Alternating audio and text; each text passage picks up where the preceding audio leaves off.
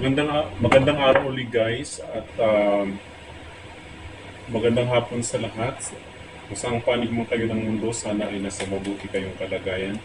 Ito na naman po tayo sa ating special na episode at ang ating pong pag-uusapan sa oras na ito nga pong ang ating tanong sa paksa na ito is kung tatakbo ba si President, I mean si Speaker Martin Romualdez sa pagkapangulo sa 2028, mananalo ba ito?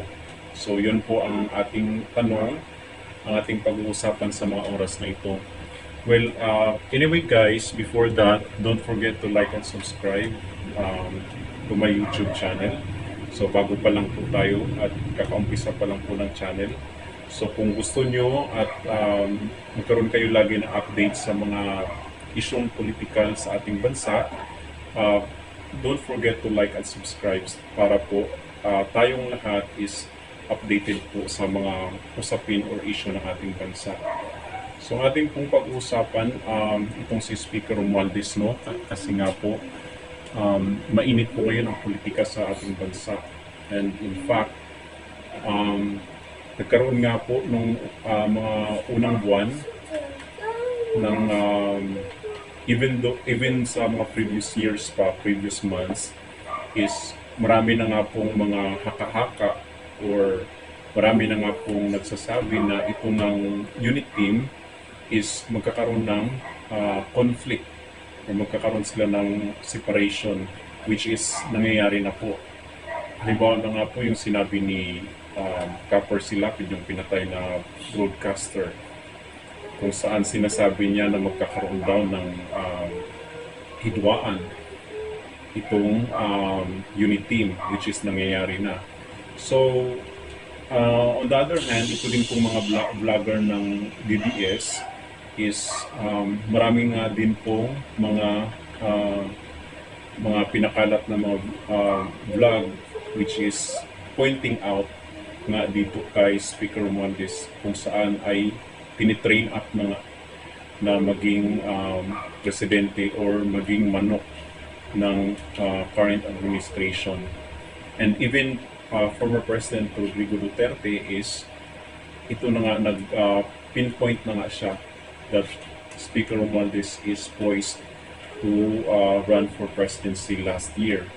So, ano nga bang katotohanan dito guys is kung ano man po ang plano or binabalak ng speaker sa 2028, let it be so. So, hayaan na lang po natin. Ang importante po sa ngayon is magkaisa po tayo para sa ating bansa. So, ang tanong ng ating paksa sa ngayon is kung tatakbo nga ba itong Speaker Romualdez as President, mananalo mo nga ba ito?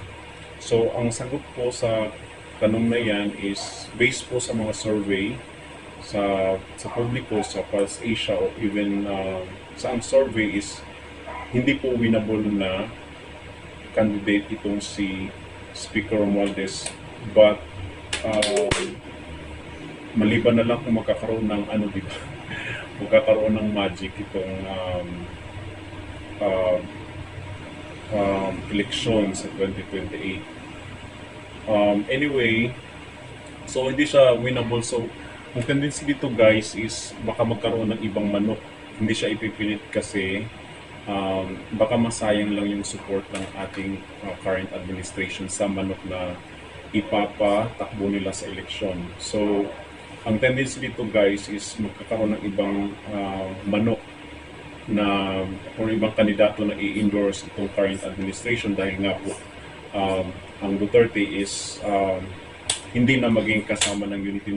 Yun po ang mapo-foresee natin sa mga darating na araw guys. So magkakaroon ng ibang manok, most probably is Tulfo.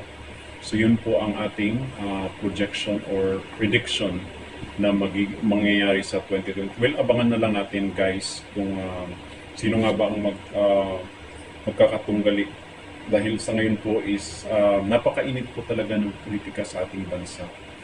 And so yun ang ating paksa or ating usapan sa oras na ito. And for more videos, mag-upload pa po ako ng ibang mga videos sa darating na mga araw. And don't forget to like and subscribe for more videos. Maraming salamat po.